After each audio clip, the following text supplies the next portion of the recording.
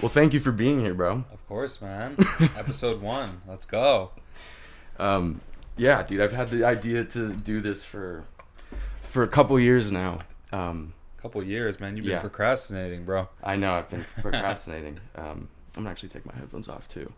Um, I remember like the first time that I like thought about doing this was when Tom Santa put out Rainfall, and like I got in touch with him, and I was like just such a fan of the track, and so I just like slid in his DMs and like wanted to dissect the track with him, and he was down. I never capitalized on it, but I thought that was just such a cool idea to like go through the track with like an artist and like actually pick a piece, like the choices that they made in certain. Yeah, I feel like in the EDM world or like electronic music world, it's like you have podcasts and you don't have that many of them, and then you have like the whole YouTube tutorial world, but you don't really have anything that kind of like is in the middle, like where you could listen to it and still kind of get the information from like maybe a production standpoint, but like you don't need like YouTube open. Like you could listen on like Spotify, or it's like, on the YouTube tutorial side is like that's all it's focused on. It's like very heavily on like let's follow like the DAW right now. But I think it's really cool to have a chance where it's like you could speak with an artist about that stuff, but then also talk But about also whatever, appeal to like other demographics that aren't Exactly. there just to learn how to like marry your kick and bass. Not just nerdy producers. Yeah. Yeah. But obviously you've been doing like the tutorial stuff for a while, and probably predating kick and bass, your community. A little bit, yeah. So I got into tutorials during the pandemic, as a lot of people did, because everything's done and no shows. So I was like, I need some money, I need some income. And I remember one guy was like, "Oh, would you get on Zoom with me and like teach me, like run through one of your tracks, or just like help me with one of mine?" And I honestly was like, I don't think I'm qualified enough to do this, or like I don't think I can like charge you for doing this. Like it feels wrong. But I was like, whatever. Like I'll do some of these like Zoom sessions, and I really enjoyed like teaching people. And basically I did like a little Instagram post, and I was like, Tech House Professor, Tech House 101, like come book a Zoom session with me. And I had a ton of like artists that I started working with, people that were like kind of established, people that were just getting into it. And I did that for like a few months, where it was just like multiple hours a week every day, getting on Zoom with different producers, helping them with their tracks, showing them my tracks. And then I kind of burnt out from it a bit and decided, oh, yeah, I'm going to take a break from this. And then someone approached me with the idea of starting like a music production Discord specifically for like the tech house sound of the time. And this was like in 2021. And I was also very skeptical of that, because I was like, it's going to be so much work. I'm going to have to record all these videos. And that's kind of how Kick and Bass was born, was that I partnered with this guy Freddie, who's a dude from Denmark who kind of runs the business side of Kick and Bass, and we just started, me and him. We're like, we're gonna create this community where you can, once you enter the community, learn how to make music. You're gonna have a bunch of buddies that are all trying to get better at music production. So you're gonna have like this community aspect, and you can get feedback from me on your music, and kind of like grown it since there. It's been this crazy journey, but yeah, I started off with that, and I did a few YouTube tutorials as well. And John Summit was definitely my inspiration for that, because he was doing these tutorials, and I was like, everyone. He has such a classic tutorial of like the tech house, like a quick tech house 2-minute tutorial. Yeah, and it had like the little like meme cuts in it. So like little.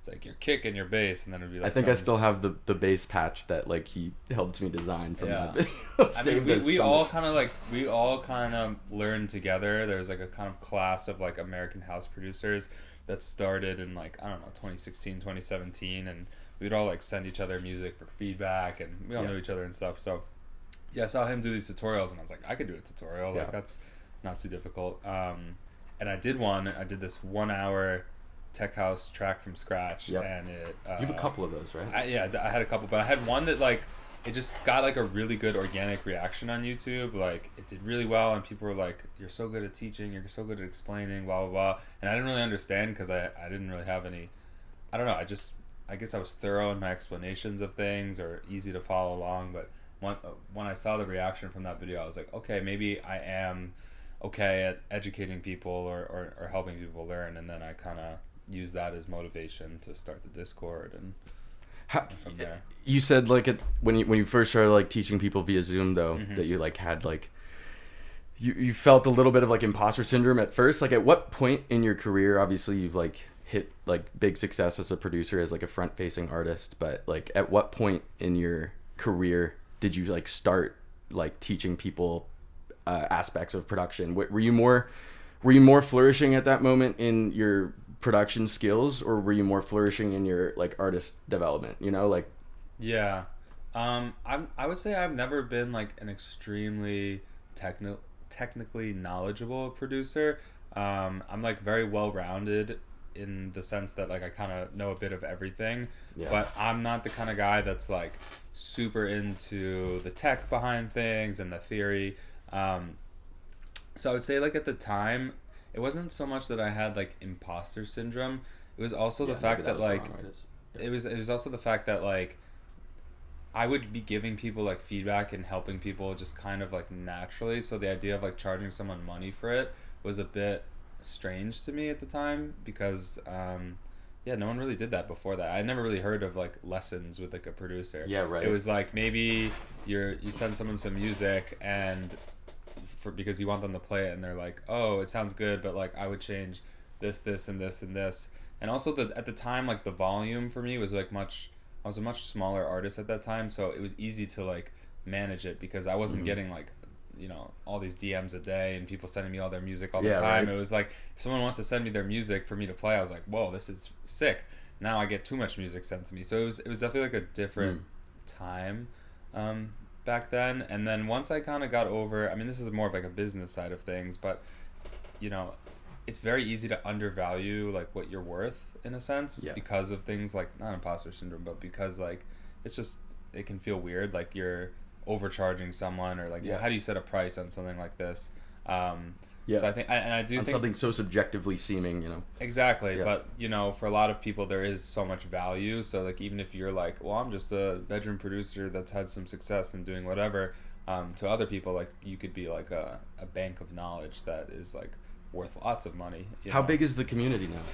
So Kick and Bass, I think I don't know the exact number, but like we're around like 500 members. And these are like producers from every continent pretty much. And we started, I remember like the first day we started with like 30.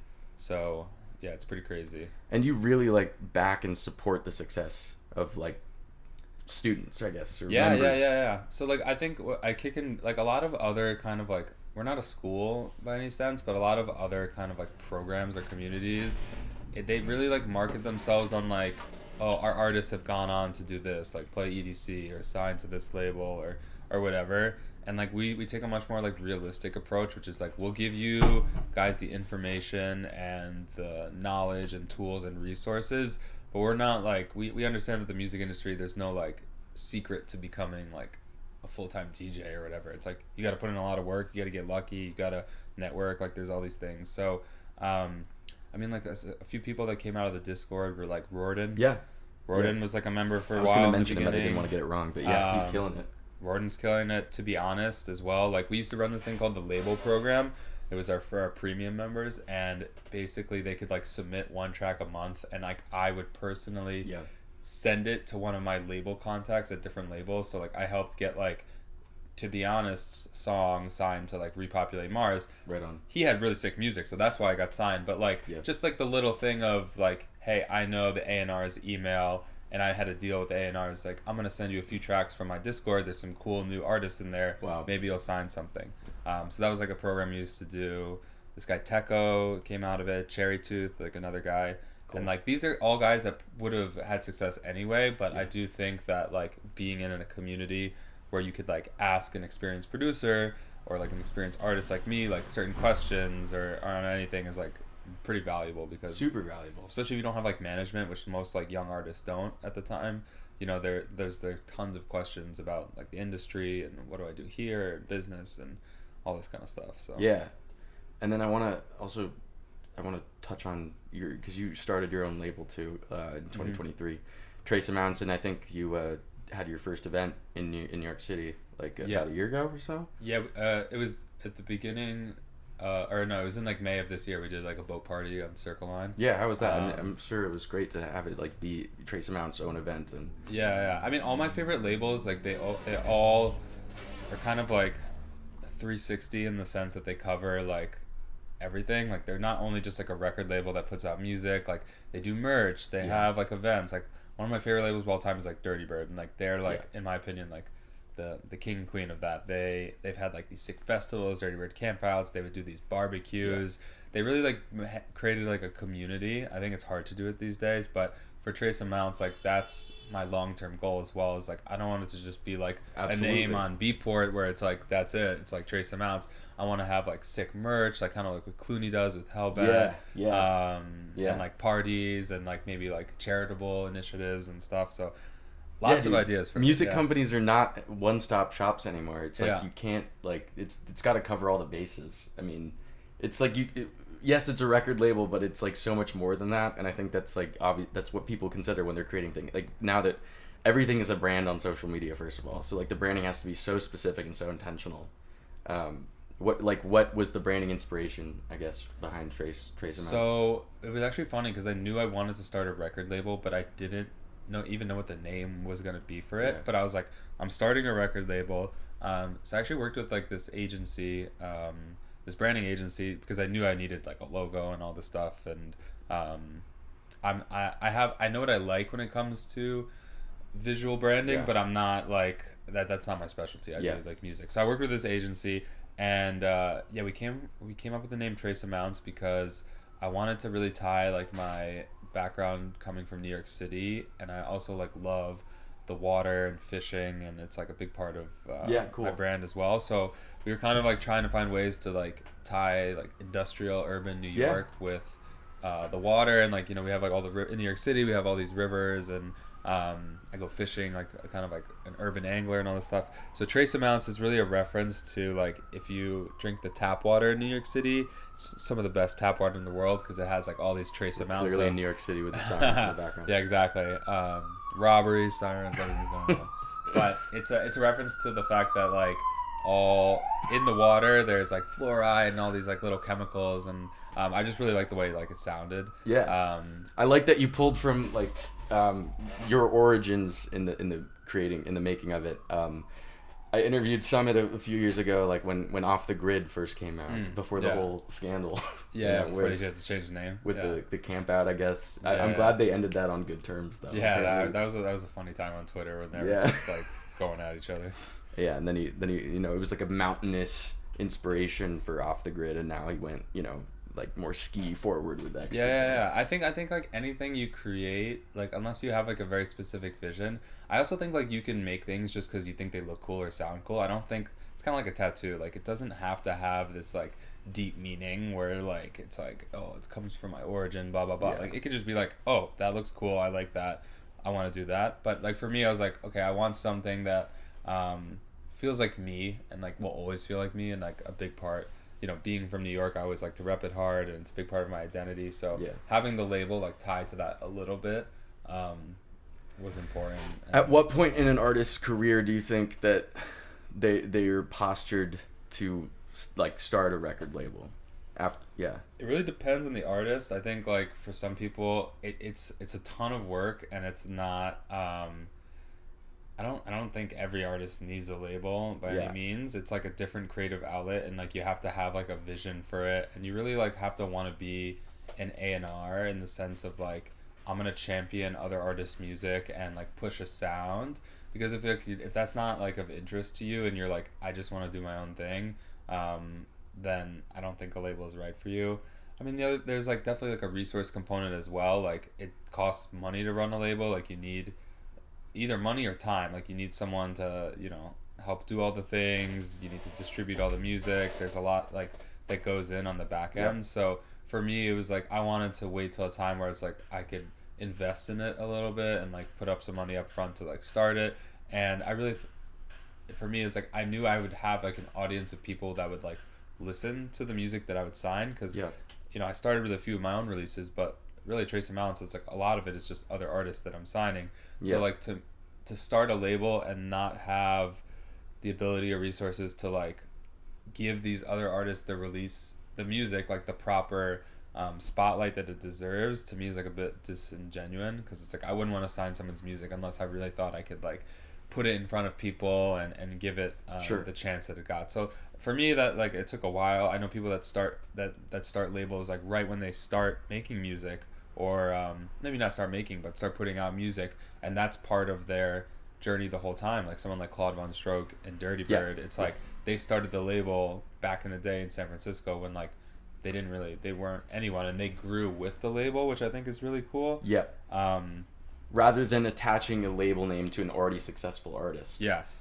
Which is becoming a trend a little bit. Yeah. In modern dance culture. I think labels are popping up everywhere. I mean, I was just like going over some of your music, and I didn't even know Matroda had a label. Yeah. But I was listening to some of the stuff on it, and it's great. Yeah, I think it's just like another like branding tool for artists, and it's another way to build fans and throw events and things like that. Like I played at Matroda's, I don't think it was his label's party, but like I was in ADE and like he had like a party or something like that. Maybe it wasn't his label one, but like you can do things like that where like, you know, for Trace Amounts, like I want a Trace Amounts party to be able to happen without me playing it, kind of. Yeah, absolutely. Where there's enough cool artists that are signed to the label, and like they're, you know, it has its own fan base and people want to go. 100%. Yeah, dude. I want to read some things that you've tweeted, and I want to talk about them. You never want to hear that. I wrote down some of them. You're very active and you're very vocal, and what I love about you is you say what you want to say. Or I just stir the pot just because I but know it's people a good are gonna thing, like though. it. It's a good thing to get the conversation going. Yeah, it's you know, I think Twitter is one of those platforms. I'm still gonna call it Twitter. I'm never gonna call it X. Me too. Twitter is one of those platforms where like people don't like, unlike an Instagram or something, like even like Instagram is like I would say the other example, like where you're like, here's what happened, here's my news. Like people just want something that's like relatable or funny, so you have to, or deep, or like a conversation starter. So I think it kind of changes the way you tweet about things. Like no one's like, hey, my new release is out tomorrow and this is the link. Like you can do that, but like no one's gonna like your post. No one's gonna like. Yeah, which is unfortunate. But because self-promotion like is so, it does not get good. It used to work, but it doesn't work anymore. Yeah. Last thing I wanted to say about like on the like founding your own label front is like on at my day job I work at Downtown Music. Like I work on the distribution arm, you know. Yeah. And I think one part about starting your own label is like you get to like release music under a brand that you align with, that isn't like DIY releasing, you know. Yeah. That isn't like releasing a track via DistroKid that didn't get signed to Darkroom or whatever. Yeah. You know what I mean? I think it gives you that freedom to release tracks that like aren't signed. 100%. Yeah, and like just like it's very annoying as an artist to always work under the timelines and schedules of other labels. So like for example, I have like a bunch of music that I've just like finished in the last few months, and I'm gonna be putting it out like at the beginning of next year. And because I have my own label, I can be like, okay, like this song is gonna come out on this label at this date. Now I can move my release on my label to whatever I want, because I don't have to worry about some other artist. Like I can move anything around. I have a lot more flexibility. I can put more money into something and market it if I want. I could put less. Like it just gives you a lot more control. And it also, like, I think a lot of artists think very short term financially about their ability to like make money. So starting a label is important for me, because then it's like an asset that I can own and potentially sell one day, or I'll own like part of the masters on all these tracks that I sign, which is like an important you know, sense of income for me, that like maybe if I stop touring one day or whatever, I can still have this thing where it's like, you know, I own this like asset, versus, you know, with your music as well, but it's just another avenue to diversify, I guess. Let's talk about the ID that Summit played at EDC Orlando. Yeah. When's that coming out? That one, there's no release date on that. What's the title? Didn't you post? I just posted a bunch of ideas today. I saw that. That one right now is called Drum Death. But yeah, that Summit has that one right now. I can't really say what's happening with it, but there is no release date or anything yet. But yeah, I basically didn't write any music like for like a few months this summer, and then I was like, oh shit, I don't have any music to put out, like, and I was like, I gotta write some music now. So I was kind of like in a mad rush from like end of July to, I mean, even now, to just like get a bunch of stuff done and kind of like figure out like where I want to go sonically as well, because if you listen to my catalog from the last like 3 years, it's like, I wouldn't say it's all over the place, but like I don't like to only just like make like one sound of music. Like I have like a Latin tech house track, I have like a melodic tech house track, I have like a big sample one, like all this kind of stuff. So I kind of wanted to like narrow in a little bit more, and like I have this sound that kind of inspires me, and like focus in on that. So that's what I've been doing the last few months, and now I'm like, okay, I got all these demos, I got to figure out like how I'm gonna get these out for people to listen to. You know whose trajectory I really love and respect is Disco Lines. He's really leaned into the songwriting and like straying away from like the I guess mainstream kind of techie acidic sounds that everyone is using. And he's kind of like leaning into like more pop sounding. You feel that? He's a good buddy of mine. We were just like, we did John Summit's show in Mexico City a few weeks ago, so it was all three of us hanging. We had a good time that day. But he I remember finding him on TikTok like 2 or 3 years ago. I like put him on my list. This is before like he had any success. I put him on my list to come out to Somewhere Nowhere. And he came like fucking, maybe not blackout, but he was like, he like came drunk. I think I saw him for like a second. Like I was like DJing, he stopped by the booth or something, but it was hilarious. But yeah, I like his stuff too, because it's like, for me, it's not stuff that I would really play in my sets, but it like he's making like awesome music that like him and his fans love, and other people love, and it's very like remixable. And it's like, it has like a more commercial feel, but I think that's just because it's a little bit more like melodic and like song written. It's not commercial in the sense that it's like appealing to I don't know, like the lowest common denominator. I think it is pretty interesting music. I agree that it is songwriting forward. You know, if you work with a lot of like, if you do a lot of like production session writing, where it's like you'll sit in the studio with like a songwriter or like a vocalist. I don't do a lot of that personally, but your music will end up being structured more like a song, because it's like you're working with songwriters.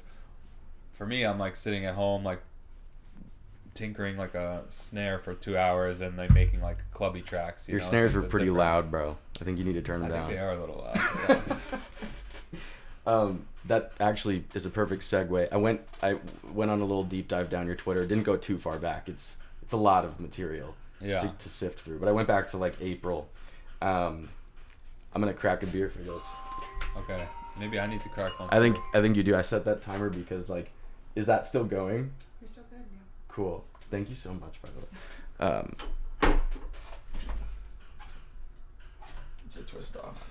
Twist. Yeah. American beers are twist off. I used to do it with my teeth like this, and then I chipped my tooth once, and I was like, I'm never doing. Were you in a fraternity? I was, but I was doing that not when I was in a fraternity. Regardless, like no one drinks bottles in a fraternity. It's like kegs all natty light. Or cans and kegs. Yeah. Cheers, man. Cheers, dude. Really appreciate you being here. On April 30th, 2024, and this relates to what we were just talking about. You said people that say it takes more talent, skill, or creativity to make more underground music have no idea what they're talking about. You want me to elaborate? I want you to elaborate, yeah. Yeah, I think especially this year on Twitter, but like overall, like there's just been this like very negative kind of feeling in like the electronic music space, where like artists are just being judged or just being like hated on for no reason, just because maybe people like don't resonate with like their music. So I don't know, like I see this a lot with Twitter and just like a lot of like burner accounts and things, where people are like, they love like these underground artists. I also love too, but then it's like this idea that like they somehow have like more talent because they make music that's like less commercial, which I think is like an assumption a lot of people make, that like the people that make music that's more, you know, accessible to a bigger group of people, aka commercial, that they are like less skilled or talented, when in often cases Little do they know how hard it is to write hits. Yes, they are actually in most cases the most talented people. Yeah.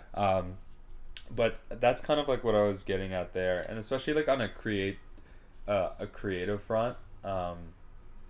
Like I think people think that if you're writing music that's just more accessible, that you're not doing it for the right reasons. Like maybe you're writing for like money or success or fame or something like that, and then thus like you're not being like creative or unique or something like that. And I just think it's like a huge fallacy.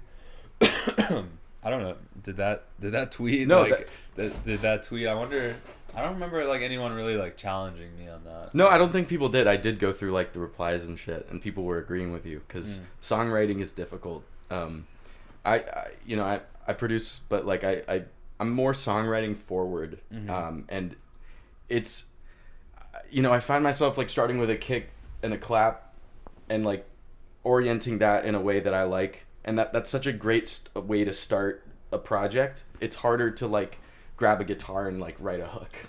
Yeah, for sure. You know, and I think especially when it comes to like house and techno and like what's considered more underground there, it's a lot of it is like sample based. Like you can get away with a lot without. It's what like, your resources are. Exactly, like and all these bedroom producers, their resources basically Splice. Yeah. Unless they're gonna rip some audio from YouTube. Yeah, Splice, or like you're doing like bootlegs of things and sampling like big vocals and things like that. How did that? Wait, just like a tangent. How did that You and Me, Local Singles, phenomenal. Yeah. Great dudes. How did that get like licensed? You know, because it's not. Get licensed. It didn't. So it's just. No, it's just like a bootleg. Yeah. Yeah, the story behind that was, do you know those guys, the Local Single guys? I know them via internet. Okay, cool. Yeah, like I think one of them lives in New York, Zach, and I think we had met probably like too many late nights at the Brooklyn Mirage, just like, and like I think they were fans of my music, so we kind of connected over that, and they were sending me some music, and they sent me this bootleg idea, which was like the first version of the You and Me thing, and I heard it, and I was like, I haven't heard this song since I was in college, because I was like, I forgot how much of like a banger this is, but like the original Flume thing, it's like it's so slow and it's like very orchestral, and future bass, baby. Future bass, exactly. And they sent me the first version, and I was like, yo, would you guys be willing to like collab on this? They're like, yeah, we're down. So I went in. They're like, yeah, like, casual. Yeah, I was. They were stoked, probably. Maybe, but I was stoked to get that sick original idea. So they get all the credit for coming up with like like let's make a tech house remix of this track, because I wouldn't have thought of that. And then I just went in and added a few bells and whistles, made the mix sound a bit better, changed the arrangement a little bit, and then started sending it out to like a few people, or like, you know what it was, it got a really big reaction, and then we said we were gonna put it out on SoundCloud for a free download, and I remember that was like my most liked like Instagram post ever, because I was like, and then I was like, all right, people really like this song because it's like everyone's trying to download it, like it's got all these free downloads on the first day. Dude, it was huge. Yeah, it's still going, man. It's still crazy. going. Yeah, dude. I couldn't go to like I grew up in LA, and I couldn't go out to a dance club and not hear that and not hear that flip. It's crazy. Like it still goes, and it's like one of those songs where I think Summit first played it at like Lollapalooza, right? And that's he played it at Tomorrowland. It was like it was like the Sunken Garden or Crystal Garden like stage, but he played it at Tomorrowland, and then like Diplo was playing it, Clap, I don't know, it's just like everyone started playing it, but it's like, I mean, the reason why it's really good is because Flume and Disclosure wrote like a really good song. It's just like, let's recontextualize it in a house beat so that it's like, you know, a little bit more high energy. So I don't take any credit for that, but it's one of those songs that like always gets a good reaction in my sets, like always, like no matter what. And I feel like when you have a song like that, it's like you just know that it's kind of like timeless a little bit. You know what, you know what I want you to do next, selfishly, and Gan sent me the stems. Paradise. Gan sent me the stems to this, and I think you could do a sick edit of that. I forgot what this sounds like. Yeah, the Gans flip. I remember seeing Gans and Hermitude. Remember Hermitude? Yeah. I remember seeing them at the Fonda in like 2014. That's in LA, right? And they were like the front of this of like the more underground, still very melodic future bass scene. You know, it was just like kind of erupting. Let me know if you have audio. But... Okay. Yeah. Such warm pads, bro. Just. And the drums, I remember this slap like crazy. They're like. As much of a Flume fan as I am, Yeah, so I like you got this. Flume up here. Oh yeah, On the wall. It's a Flume little album poster from Etsy. Oh, that build up, I forgot about it.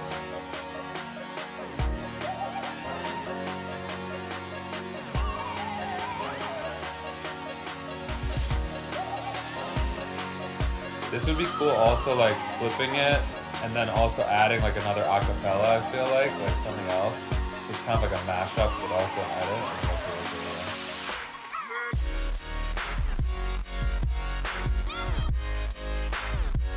I love the little like pitch bend tape stops. I don't know if he's bending the pitch or like throwing like a tape stop on the end of those sine waves. It's like more of a tape stop then. Yeah.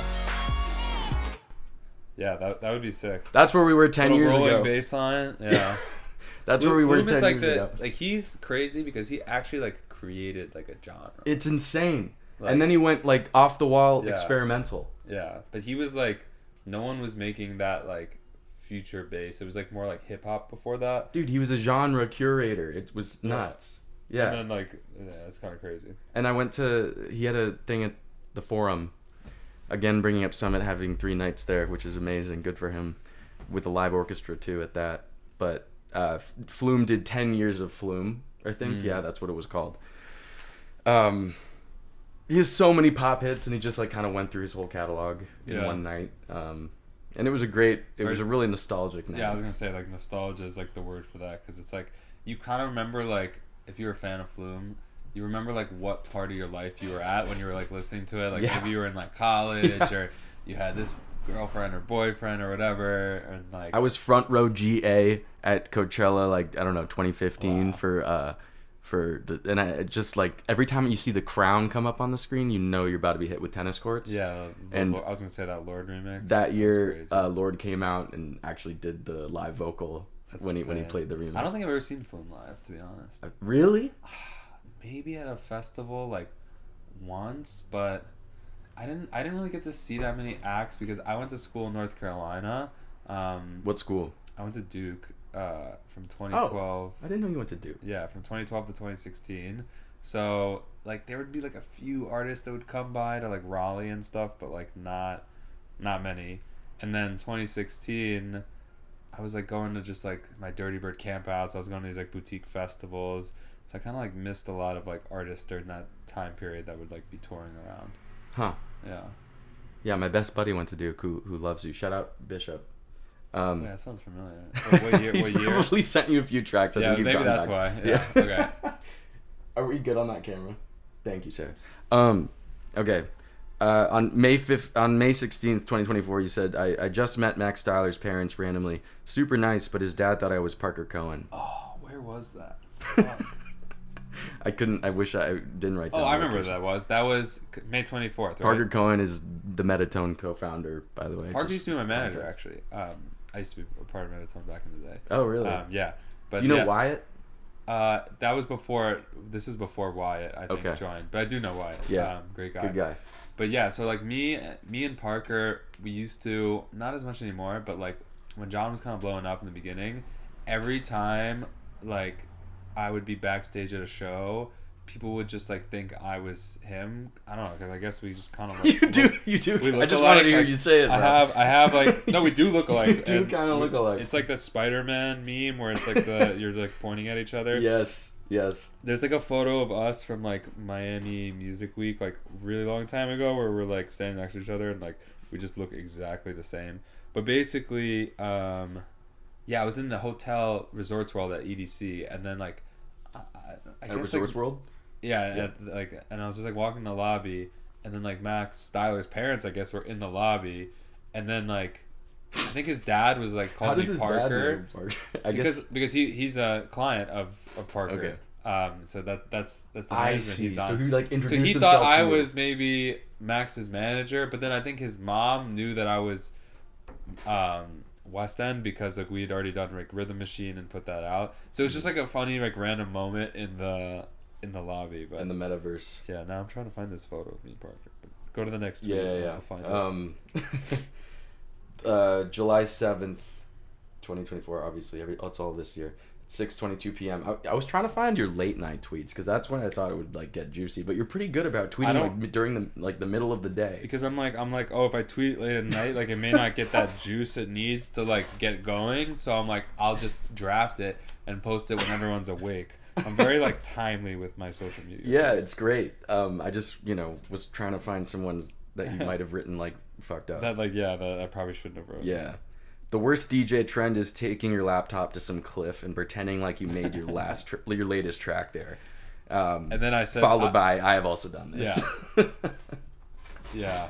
That was just me trying to be funny. I get it. But I think it's more ironic because it's like no one in their right mind would ever be like making the song. Like, I mean, maybe some people would, but like, it's like you're on this like beautiful cliff in Ibiza and it's like you have your laptop out and it's just like hilarious to me that like, oh, like you're trying to like EQ like this like hi-hat and it's like right. You're like, I don't know, birds going everywhere and whatever. Even though it's a purely promotional material, it's just...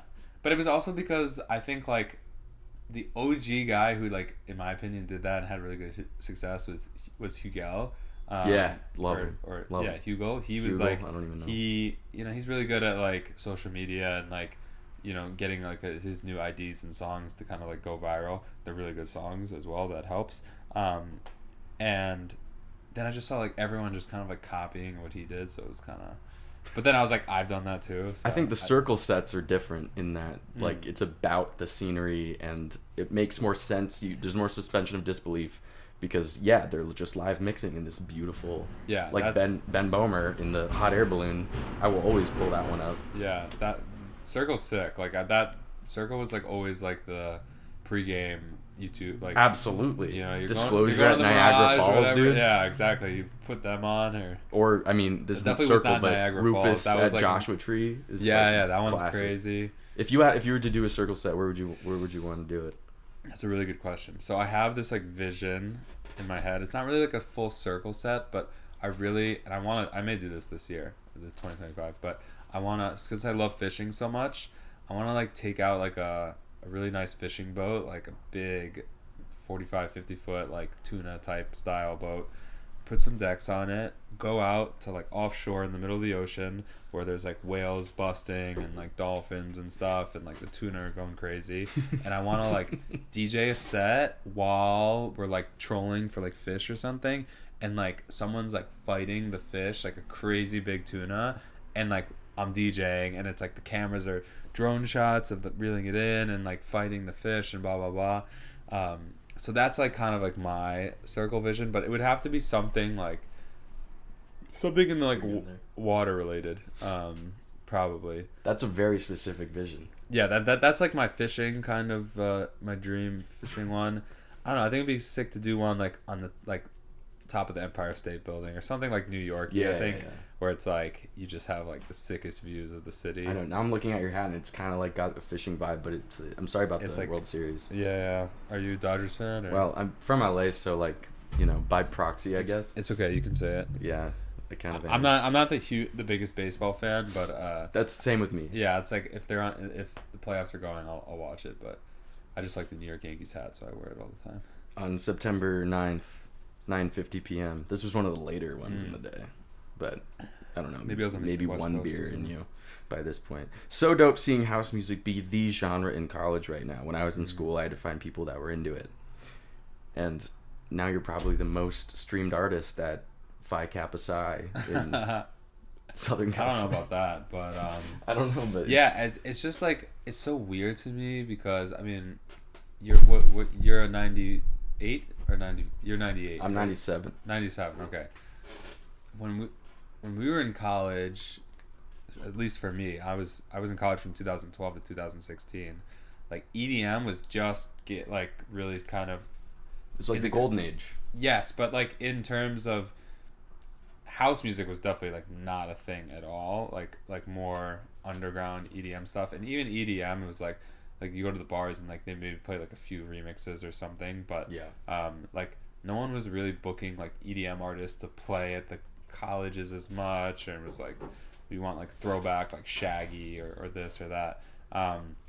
And now it's like you go to these, especially like in the South, where you just think of like people that are playing like Wagon Wheel and fucking I don't know, like just like Southern kind of shit. Yeah, to be fair, I don't know what they're playing. Like Alabama's booking like Beltran and shit, and like Chase West and like no shit. Like like Clooney and all this stuff, and it's like they're listening to like minimal tech house and tech house, and it's like where did that come from? It's kind of crazy. So it's like I just did a frat party last weekend, and it was like a full like in what their school were you basement. at? I was at Boulder, Colorado Nice. University. Cool. Yeah, my brothers went there. Cool. And like they have like my full CDJ rider with like all the tech aspects. They have like the wall that you what's it called? Like the wall that people like mosh on. Not that they were moshing, but like it was like a proper like little mini festival stage in their basement. Right on. And it's just, to me, it's just so cool because it's like this is something that like when I was in college, like no one would listen to this shit. We would have to like go to like a room like this afterwards, and after the party was over, we would just like play music on YouTube or something, and like turn the lights off and like just vibe in like a room like this. Yeah. And now it's like this is like the main attraction for a lot of these college kids. So they're playing bass music in colleges now, bro. I think those guys Levity are really really killing it.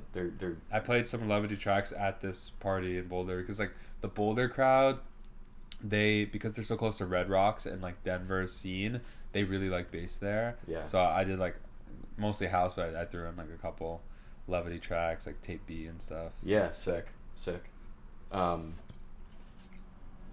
How many tweets do you have, bro? I'm not worried. I mean, I've skipped a few, but I want to talk about this last one. I think.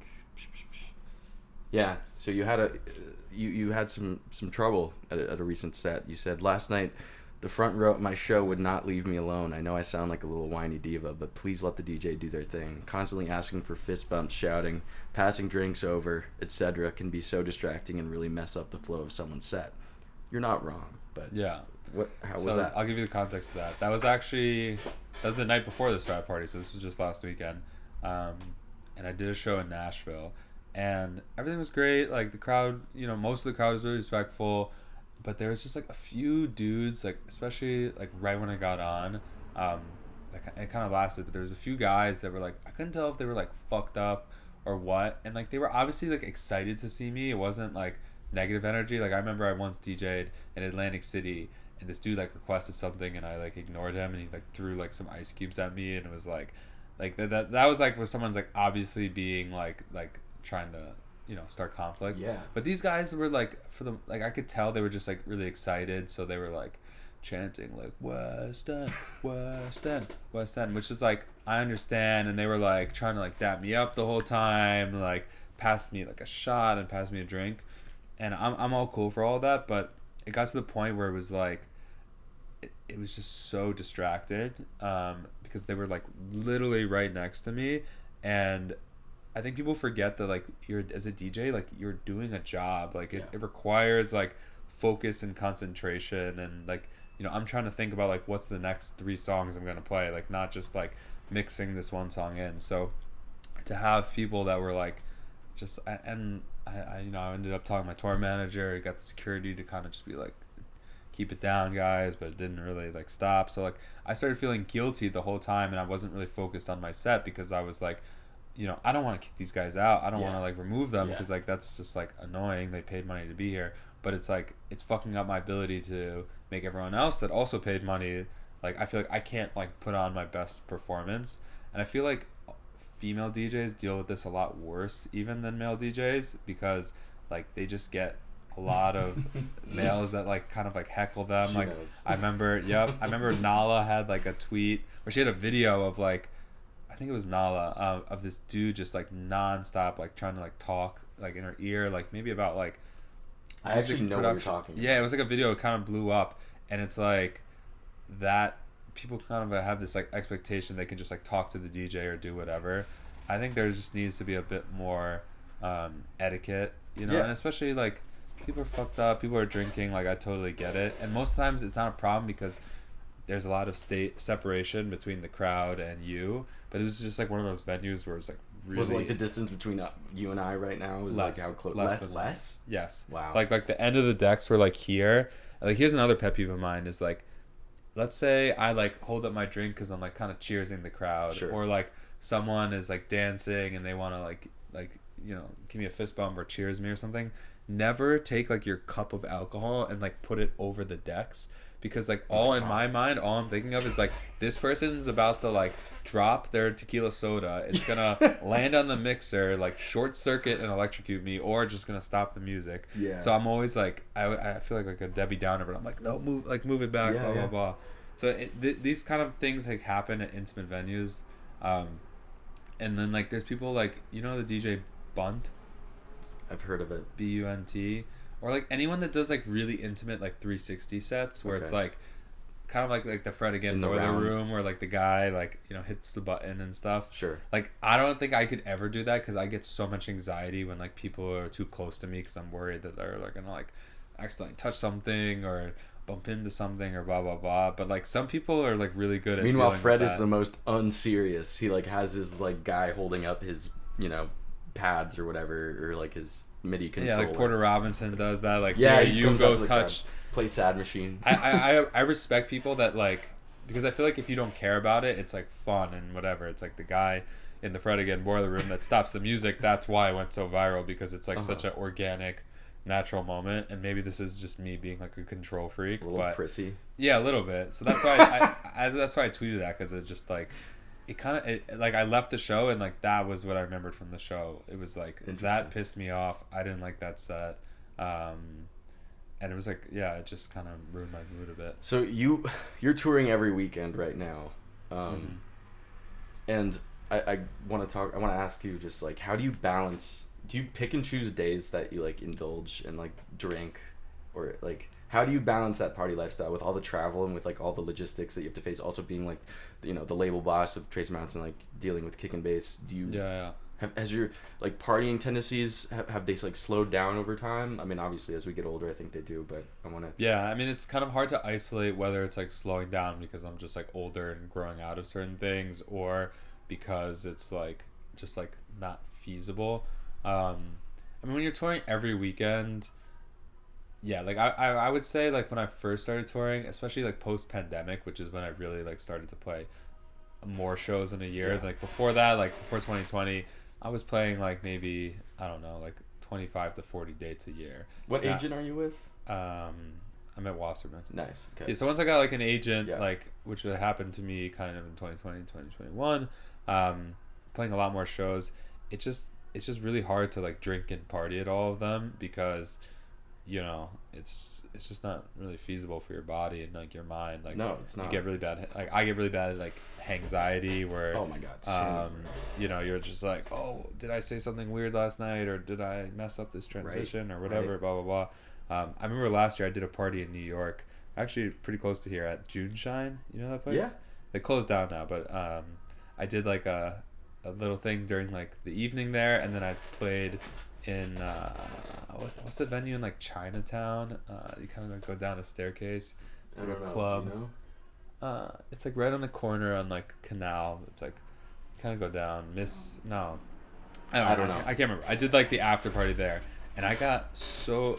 If you ever saw the video of me I posted on Instagram of me like chugging this tequila bottle, but I like literally finished like this much of like the bottom of a fifth of tequila like at once. Like I just like chugged it. Like it just like you could see in the video like the liquid just like going down. And that night I blacked out so hard. I woke up next day. I was like fucking vomiting and all this crazy shit.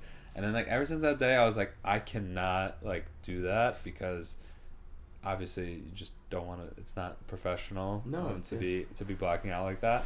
But like if you're asking, I drink a little bit at like shows and stuff. You drink like an adult. I drink like an adult. I have my maybe one shot before the show. I'll have like a nice sized tequila soda. Just like everything in moderation. So how do you, I mean, maintaining excitement, I think, when you're already like so heavily like embedded in the scene, do you find struggles with that? Like, do you sometimes I just tweeted about that actually. go to work and be like, do you feel jaded, you know? No, but I think like anything, performing and DJing releases a big dopamine response in your brain. For sure, yeah. Because it's like you're getting this natural high of like a crowd reaction, and it's so it can be like addicting in that sense, where you're getting this like dopamine pleasure response. And if you add substances to that, it increases it. So. Of course, 100%. And I think over time, if you anything that's like a, you know, that has that response, it's gonna like taper off for a bit. So, you know, I used to, anytime I could get behind the decks, I would be like, oh my god, this is the greatest thing ever. And it almost like clouds your ability to like truly judge how you were as a DJ, because you're just like living that high of like, I am performing and playing music for people. And now like I don't get that just by playing a show. It's, for me, it's like I need like the perfect show where it's like everything is like going well, and like I'm getting a really good like crowd connection and all these things. And then I do get that like really nice kind of natural performance high where you're that like, you get off the dopamine release. Yeah, exactly. You can get off the stage and you're like, that was fucking amazing. Like I feel great right now. But like kind of like what I said before, it's like it's all about like moderation. Like if every show like you felt like that, it wouldn't really like last, you know. And I think for any performer of any level, it's like there's the things that they get really excited about, and there's the things that are like, this is my job, I need to do this. Yeah. I also want to ask you, like, if you feel, do you feel like it's a good thing for the scene that everyone and their mother is like a DJ now, or do you think it's like, does it? What is it? I think I'll ask you a question. Like, what does good for the scene mean? I guess that's a fair counter question. I think personally, like as someone who's, you know, DJ'd for fun for the last like 10, 15 years, you know, I used to like classify my, like 5 years ago, if you asked me like in like what I was doing in music, I was like, yeah, I'm a DJ, whatever. But today I'm leaning more into like my musicianship, my like artistry, I guess, you know, it's like my hobbies, you know, and not here to plug that, but I'm leaning more into like, I grew up like playing guitar in a classic rock cover band, you know. I'm a singer, and I see the Fender up here. Yeah. The Strat. That's I had that since I was like 10. My dad bought it for me. Great guitar. And like when I boil myself down, because I think when you know, if you ask a layman and you ask like what's a DJ, it's like, oh, there's so much that they're an artist, they like produce music. Not necessarily. It's actually just like a craft that isn't that difficult. Yeah, it's definitely gotten easier, or maybe not easier, but it's definitely gotten way more accessible. Like when I was in high school, there was me and like one other kid in my grade that were a DJ, and like no one else. And that's what I loved about it, because I was like it was like, we're the DJs. Like, absolutely, you can't do what we do. Like, go to a frat today, bro. Every dude is gonna be like trying to get on the decks. It's a lot. You know, there's just way more of it, and I'm actually like, I feel very lucky that I kind of fell in love with electronic music and DJing at that time, because it was like just starting to get more popular in America. Yeah. So like that was like my identity. I was like, I wrote my college essay on like mashups. Like, really? I was like, I loved like electronic music and DJing and producing. Before ChatGPT. Yes, exactly. Before you could just, I wish I had ChatGPT. I don't know. Do you? Yeah, I think you're a smart person for not. It probably would have made me dumber. But yeah, so it's like I don't feel like, I almost just feel like a bit, not sad, but like maybe like people couldn't like experience what I experienced, which was like this. It was just like a more unique thing, and you really had to like love it to do it, because it wasn't like, I wouldn't say it wasn't like cool, but like, yeah, it wasn't just like cool thing, you know, and there was like no like pipeline or dream, but now it's like a lot more accessible. So yeah, Summit fucked it up for everyone. He made it look so glamorous. Well, I don't think it was just him. I think maybe post pandemic, but like, yeah, like they became rock stars pretty much with like Avicii and like the Chainsmokers and things like that. But when you say like, is it good for the scene? You could make the argument that because it's a lot more accessible, that like it'll reach people that, you know, would have never done it before, but like maybe they're extremely talented. Sure. And now like maybe they were going to be like a guitarist before. Now they're going to be an electronic music producer, and they're going to make some crazy music that's going to elevate everyone. So I think there's that degree. There's also the degree that like it is kind of there's just a lot more like noise now, and like a lot less like substantive music, because it's very easy to just like start DJing or whatever. People don't dive too deep.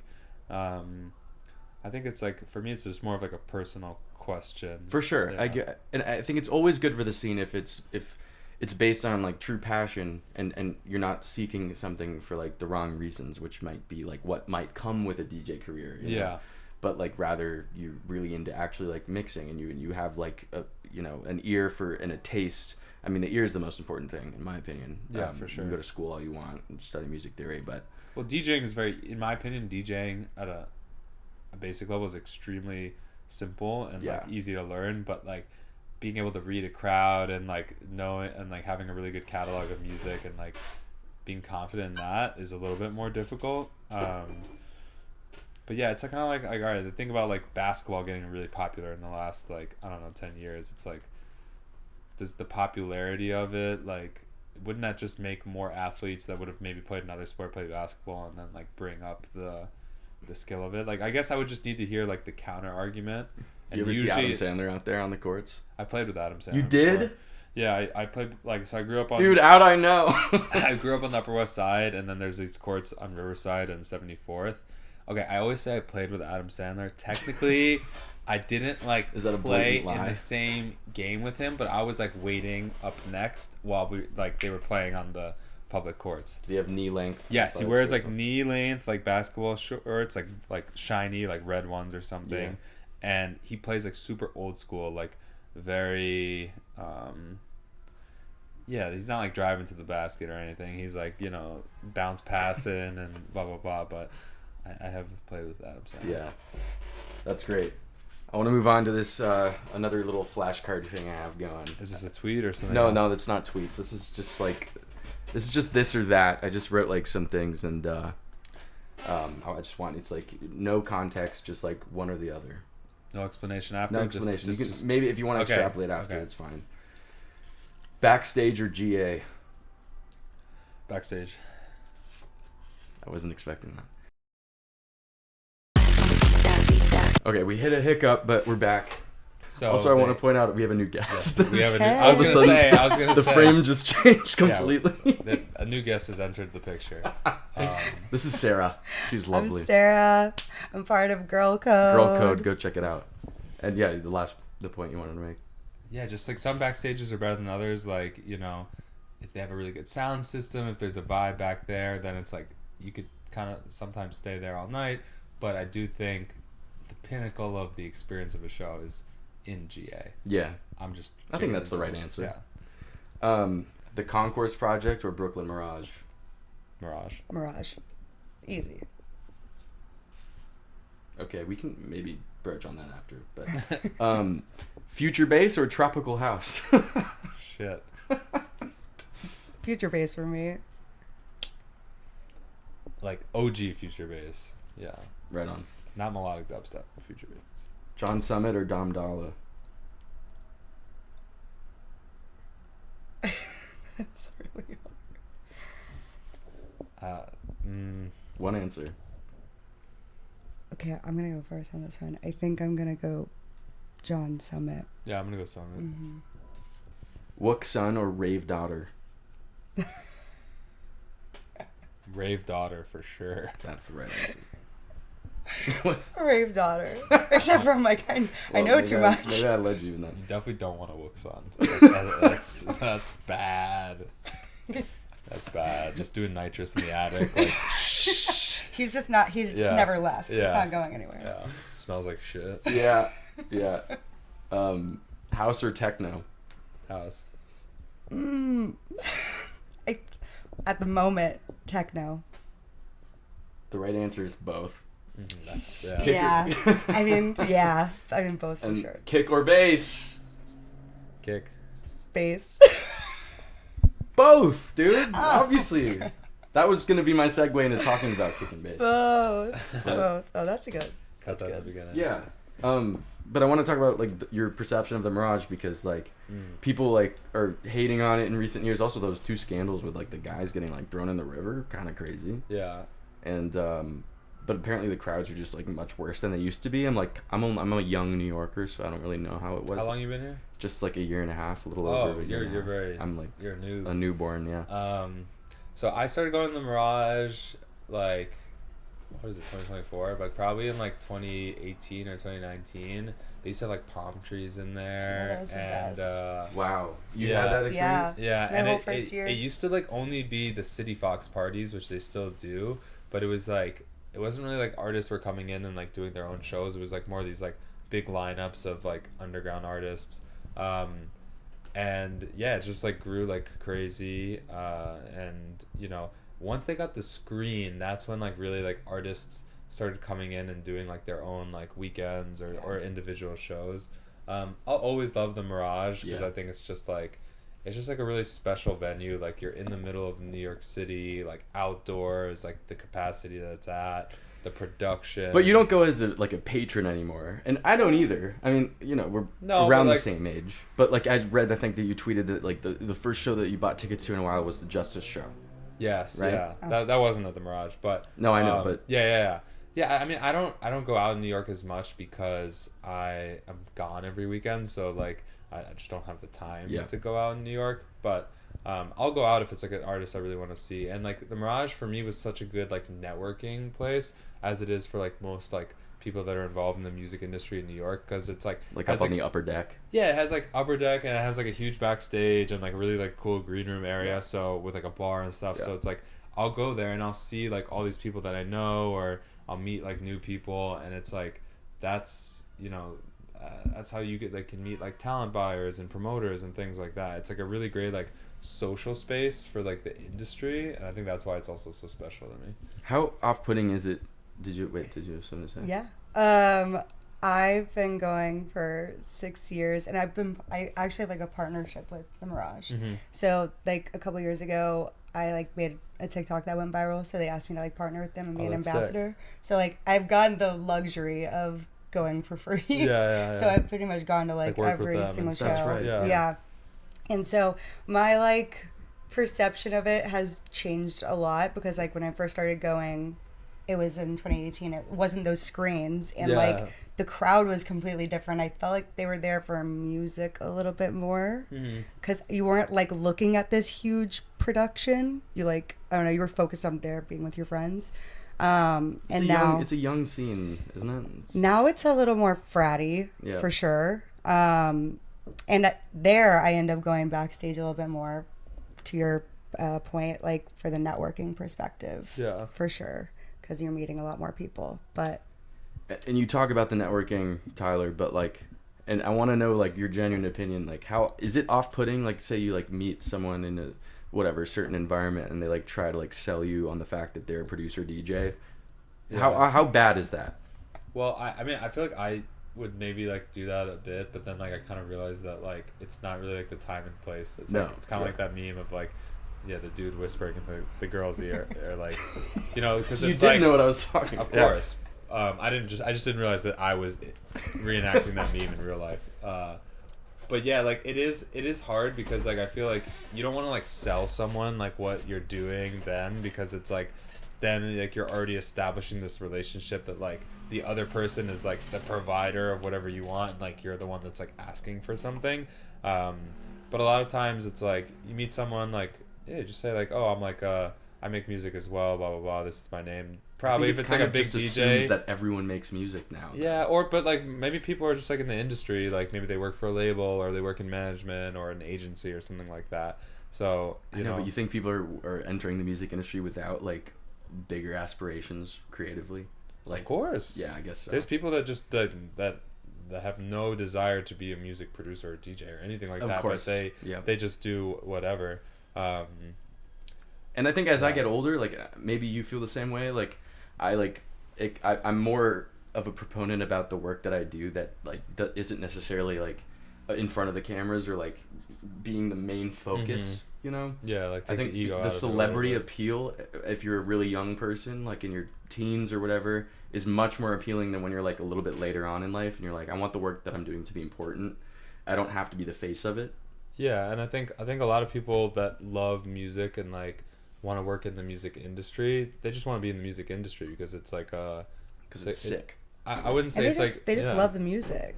Yeah. Like, well, you hope. Like, that's what the whole point, like, why everyone's trying to network and, like, vibe together. Obviously, there's other reasons, but I feel like that's ultimately, like, what brings everyone together. Yeah, like, people, like, the music industry, like, for the most part, like, it's a lot of work. It's, like, long hours. You don't get paid, like, great at all. But, like, people do it because it's, like, they love the music or they love the community around it or whatever. And, like, it beats working in, like, for those people it beats working in like finance or some other job that like maybe is not as fulfilling. So I think like on the networking side, it's like I don't know, I think it's always cool to meet. Like I just did ADE, which I don't know if either of you of course. Have you done ADE or no? Mm-mm. Amsterdam Dance Event. I want to go so bad. It's awesome. It's basically like kind of like Miami Music Week, but like way more structured, and people actually like want to do work there versus Miami, like everyone just wants to party in my opinion. But yeah, it's so cool because like you'll just see like all these people that like you don't know from all around the world, and like they're all in the electronic music industry. Like maybe they're promoters from Egypt, or they're this, or agents from Asia, and like all this stuff. And you're just kind of like there, and everyone's there together to like network and do business and like work together. And then at night they have all these like sick showcases and parties and stuff. But it was like I just went for the first time this year, and it was really cool because I was like, sometimes it can feel so isolating in this industry, and it's like you just think about like your local group of people, but it's like these are people from like every country in the world that they just love electronic music and like the whole like festivals and clubs and all this stuff, and like they're working their job to make that happen wherever they live, and it's like I'm doing my thing, and we have this connection even though I don't know them or anything like that. Highly recommend if you're like an artist or work in the industry and you're just trying to like grow your network, go to AD. Yeah. Is that like the networking ideal? Out of everything I've been to, yeah, it was like I did like a bunch of meetings with people like during the week, like multiple meetings a day, and then it's like there's like social gatherings, like all the agencies will have like mixers and stuff, so like you go to the mixer, really cool. And you just like go up to someone and you're like, hey, this is my name, like this is what I do, and it's not like awkward or anything because it's like the whole point is to like meet other people. And when did you start making real money? Real money, as opposed to what, Monopoly money? No, as opposed to like, well, when did you like? When were you able to leave your job, and when were you able to buy yourself like new Air Force Ones? These are actually fake Air Force Ones from China. I'm not kidding. From actually. Canal You're Street. not kidding? They're from this website called Panda Buy. They were $20. They look like real Air Force Ones. Okay, so you're not making real money. I need to write No, some I'm making real money. notes. But I think I quit my job in 2018, and I'll say this: I wasn't able to live on my own for like a few years. So like I lived at home when I graduated college, so I lived with my parents, so I didn't have to pay rent or like food money because it was just ate whatever was in the fridge. I mean, ideal in New York, I would do that. Yeah, exactly. Are you like kidding me? that's one of the perks of being from New York. It's like I got to live in New York, work at like a tech company where they don't really pay that much. Yeah. To like in the sense of how much it costs to rent in New York, they don't pay that much. But then like I guess like I only worked music, but it took a few years until I could like I made more than like what my entry level salary was like after graduating college. It must feel so like rewarding to actually have that income, and not in like a superficial or like any distasteful of a way. Just like it's like that's when you probably just pat yourself on the back. Like because it's like, well, I will say this is the caveat. It's like your dream is like, okay, if I could just make a living doing what I love, like being a DJ, I'll be set. Like that's all I want. It's just to make a living. So then you get to the point you make a living. You're like, fuck yeah, I can do this. Like this is all I like. I can just be a DJ. I don't have to work any other job or side job. And you're like, that's great. Then like the time goes by, and as like all humans and brains are, you get used to the fact that like you're like that, and then you're like, I want more. I want the next step. Yeah. Like I want this much. Never satisfied. You're never satisfied. So unfortunately, that is like I feel like part of the human condition, and like it's on you to be like grateful for what you have. Yeah. I could work on that as well, but the feel like I did feel that way, and now I'm like, okay, I want more. I want this. I want that. What do you want? What do I want? Yeah. I want a boat to go fishing. Yeah. What kind of boat? I mean, there's a lot of things. I don't want to own a house. Like, I want to think about, like, having maybe a family one day. How far down the stuff. line do you think, though? Like, in your day-to-day, like, are you thinking about the next... In the day-to-day, not that much, but, like, you know, I just turned 30. It's like you're thinking about, like, you know... Do you have a girl? Yeah, I have a fiance. Nice. Yeah, we just got engaged in... Congrats. In August, Congrats. yeah. Thank you. Oh, my God, that's recent. Yeah. Congratulations. We got engaged in Ibiza, which is, like, the most DJ shit That's ever. incredible. Dude, speak about your proposal. I won't speak about the proposal, but basically I had 2 shows in Ibiza, and so I knew I was going to propose there because I was like, okay, this is a business trip, right? Like, Yeah. what a good excuse, like, let's go to Ibiza. And then I did a show at Elro, and then during the week I did a proposal, and like I had like my manager, who's like one of my best friends, was like out there at the time. He wasn't at the proposal, but yeah, it was we had a nice Well, little that's awesome. proposal in Ibiza. Then we like celebrated. I played with Calvin Harris like the Friday after. Okay. And That was another we talking all point that I partied. missed, and we're running out of time. But yeah, your Calvin Harris remix, a huge accolade, a huge milestone, I'm sure, for you. Yeah, that was. I'll tell you a funny story about that. He put out a song with, I think, Rag and Bone Man. I think that's Yeah. the name of the artist. I am the giant. But not. Oh, so that was the original one. Then he did another one called Lovers in a Past Life, which is the track I remixed. And I never spoken to the guy ever. And I was like, I really like this song. I think I could do a remix for it. And so I literally just like went on Instagram, DM'd him. I said, hey man, big fan. This was you DMing Calvin Harris? Yeah, I was just like, hey, I never talked to him. I was like, hey man, big fan. I would love to try and remix this song. Is there any way I could get like the stems to try it out? Yeah. And like within like, he didn't respond for a day or two. I was like, oh, I'm definitely not getting a response. And then he responded like the third day. He's like, hey man, of course. Like, he sent me the Dropbox link to the thing, and then like set up my remix. He like gave me a few notes, sent it back, and like that's how it happened. And that's why I'm like, you always got to shoot your shot no matter like what, because one, you never know what's gonna happen, and two, it's like, even it's like I was like in a sense an established artist, but like you know, it's like this, I wanted to do this thing, I just like asked, and I was able to do it. But Asking you shall receive never some know. of the time. it never hurts to ask, you know. And then the Bloody Beetroots remix was prior, right? Yeah, that started off as like an edit that me and this guy Cherry Tooth did. Yeah. And, And then we were like, well, we have this like finished edit of Warp 1.9, which is like when I got into electronic music. That was like, Same. okay, so That you was remember the the Warp song. days? Remember like the music video for that? And Yes.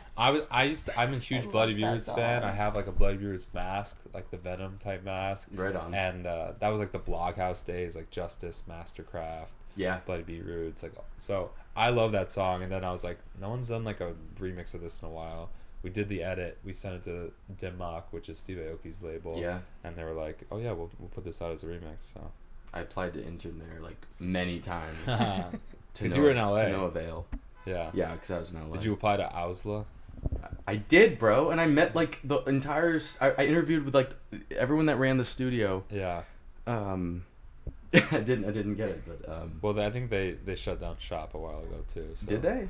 Yeah, Maybe I mean, I'm Ausla so out of doesn't the do loop. anything else. I don't know. Yeah, I actually haven't heard about what Ausla's doing. I don't think. Yeah. I don't know what they're doing. Can you send me the new Summit collab? Can we play it? Can we hear it? Yes. Right now. Yeah. Yeah, I got you. I want to cap this episode listening to that. This is my least favorite thing to do, is listen to my own music. Do you hate in that? front of other people.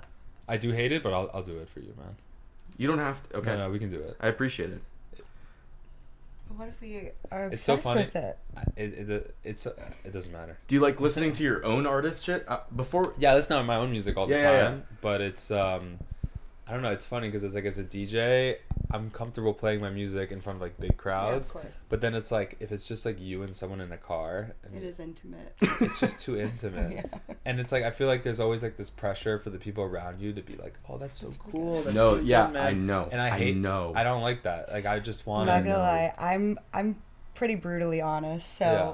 I'm gonna let you know. Okay, let me know. Let me know if anything needs tweaking.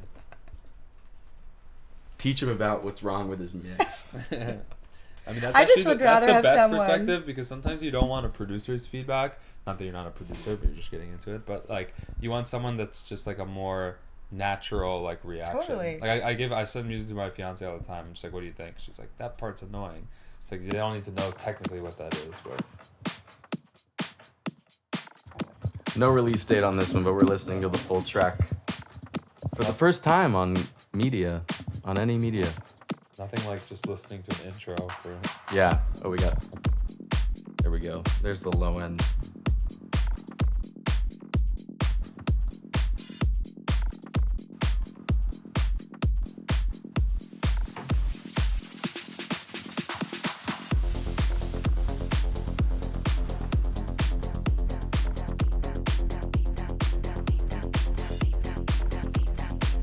What were you about to say? I love how dark this is. You like how I made it black that way?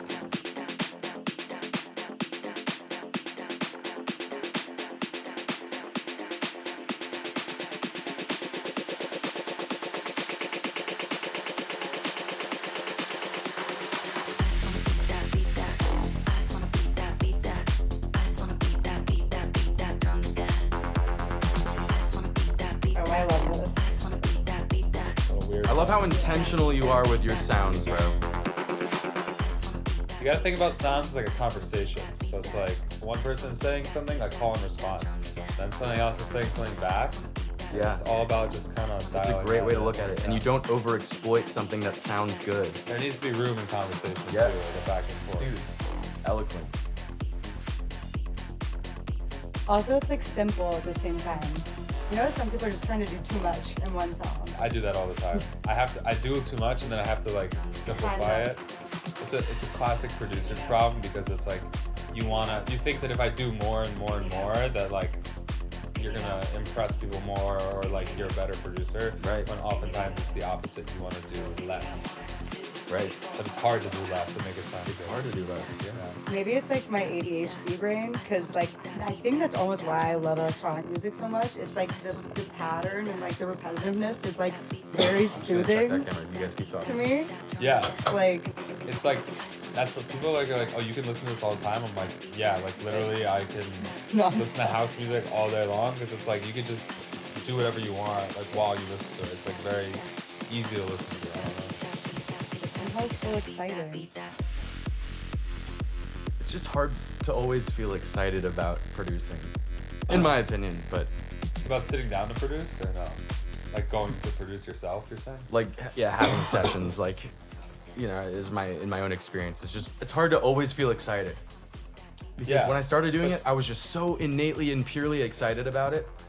But that's not realistic to always feel excited about anything. That you 100%, enjoy. dude. 100%. I think people feel people feel guilty that it's like, oh, like everyone has bad days. Everyone's not always motivated. Everyone's not always excited. It's more about like, am I gonna get back on the horse and like do it? You know what I mean? Because you're not going to be motivated every single day of your life. Yeah. But I feel like once you just start doing it, especially the times when you're not motivated, I feel Yeah. like that's when like you build like discipline and I don't know. It's natural selection. It's sustainability. It's who's gonna outlast. Amen. Yeah. Dude, did you use the same? What vocal chain did you use on like the Rhythm Machine vocals? Did you use the same thing for this little sample in this? No, the Rhythm Machine vocals, Max did a lot of the processing, but there is like a little trick in Ableton. There's this effect called spectral resonator that gives you this like robotic tone, so to speak. So when the vocal goes like drum to death and it sounds like really robotic, that's that effect. And we did use that effect in Rhythm Machine. So there's a little bit of similarity. But Max has the entire chain that you don't. Max, it wasn't really like a chain thing. What Max did for the Rhythm Machine vocals Yeah, I is hear kind of you. crazy. He recorded his own voice, then he put it in like a speech to text thing, so it sounded like robotic. Oh my god. Like all the lyrics, he No recorded all the way. It's a lyrics. great Yeah, hack. it's That's crazy. and then he like took that output and then he combined it with like his own voice like pitched again, and it's like this whole like, so you get this like really like crispy like robot rhythm machine. I don't know. Wow. It was really That's cool. creative. I work out to that track. Rhythm machine. It's great. I love the addiction. Dude, thank you for being here. Thank you for having me. This was a lot of fun. This was awesome, and I'm so glad to kick this off with you. Three-way fist bump. You We did hate it. fist bumps, though. You hate them. I can't be What? fist bumping you. Why? You're saying guys are trying to fist bump you during your Oh sets yeah, and shit. yeah. As long as I'm not DJing. No, dude, I really appreciate it. And we'll call it there, I think, unless there's man. anything else either of you want to say. All right, peace. All right, we're done. Bye.